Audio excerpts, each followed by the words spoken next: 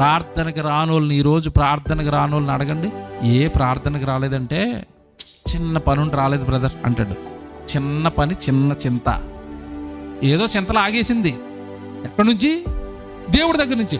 ఆ చింతలో లేదనుకోండి, వచ్చి అక్కడ కూర్చుంటాడు, ప్రార్థనలో కూర్చుంటాడు.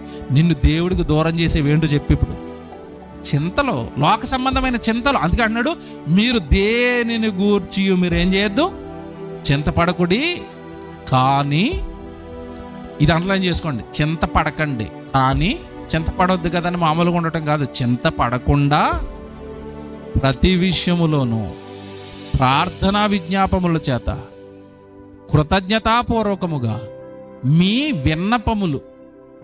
మీ విన్నపాలన్నీ ప్రతిరోజు ఎవరికి వెళ్ళిపోవాలి? దేవుని పిల్లలుగా తండ్రి తండ్రి తండ్రి తండ్రి అనుకుంటూ భూమి మీద మీరు దేవుడి కొరకు బ్రతుకుతున్నప్పుడు, దేవుళ్ళలో సంతోషిస్తున్నప్పుడు మీకు ఏ చింతలైతే ఎదురవుతున్నాయో అవన్నీ దేవుడికి చెప్పేయండి. దేవుడికి చెప్పే, ఇక్కడ జాగ్రత్తగా వినాలి, దేవుడికి చెప్పేయండి. నువ్వు నీ దేవుడికి చెప్పేశాను అని నువ్వు విశ్వసిస్తే, అని నువ్వు నమ్మితే, పదం చూడండి అక్కడ వెంటనే, అప్పుడు ఆ పదం పట్టుకోండి. ఏ పదం పట్టుకోవాలా? అప్పుడు అంటే అర్థం ఏంటి? నాకు ఏ చింత లేదండి, నాకున్న బాధలన్నీ నేను ఎవరికి చెప్పేశాను? దేవుడికి చెప్పేశానండి. అప్పుడు నీకేమొస్తుంది తెలుసా?